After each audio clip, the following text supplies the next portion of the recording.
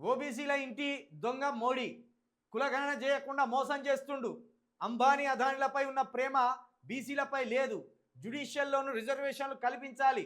Creamy layer వ్యవస్థను తొలగించాలి. పట్టభద్రుల ఎమ్మెల్సీ తీన్మార్ మల్లన్న డిమాండ్. ఢిల్లీలో జంతర్ మంతర్ వద్ద ఓబీసీల నిరసన. ఓబీసీల ఇంటి దొంగ మోడీ అంటారు. అసలు నిన్ను గెలిపించింది ఎందుకే? నిన్ను గెలిపించింది ఎందుకు? ఇప్పుడు ఈ దొంగను బీజేపీ వాళ్ళు మీరు మంచోళ్ళే. మీరు ఈ దొంగ విషయంలో మీరు మంచోళ్ళు. ఎట్లా అంటే ఈ దొంగను అనువనువున కాపాడింది మీరే. తెలంగాణలో ఈ దొంగను అనువనువున కాపాడింది మీరే. ఇప్పుడు ఏమంటాడు? ఓబీసీలకు అన్యాయం చేసిండు మోడీ అంటాడు. ఈడబ్ల్యూఎస్ రిజర్వేషన్ ఇచ్చినప్పుడు ఈ దొంగ ఎక్కడున్నాడు? బీజేపీలో ఉన్నాడు. ఢిల్లీకి పోయి కండవ కప్పుకొచ్చుకున్నాడు. అప్పుడు ఈడబ్ల్యూఎస్ రిజర్వేషన్ మీద ఎందుకు మాట్లాడలేదు దొంగ? ఈడబ్ల్యూఎస్ రిజర్వేషన్ అనేది దానివల్ల బీసీలకు అన్యాయం కలుగుతుంది. రిజర్వేషన్లు అనేటివి అసమానతకి ఇచ్చింది కానీ పేదరికానికి ఇవ్వలేదు అని అప్పుడు ఎందుకు మాట్లాడలేదు దొంగ?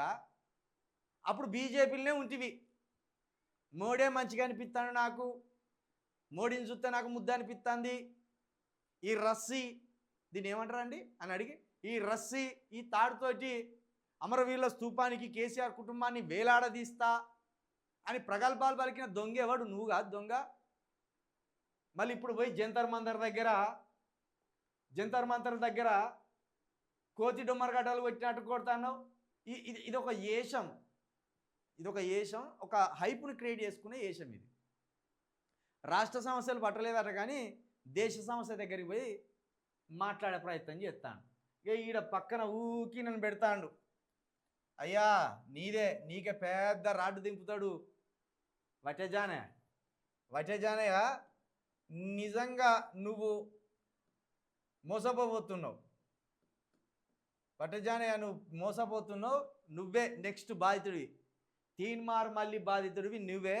ఇప్పుడు మా వ్యూవర్స్ పవన్ చెప్పినట్టు తీన్మార్ మళ్ళీతో తిరిగేటోళ్ళంతా నిరక్షరాస్యులు. వాళ్ళ పేరు వాళ్ళకు రాసుకరానోళ్ళు, రాయలేరు వాళ్ళ పేరు. అలాంటి వాళ్ళని నమ్ముతాను.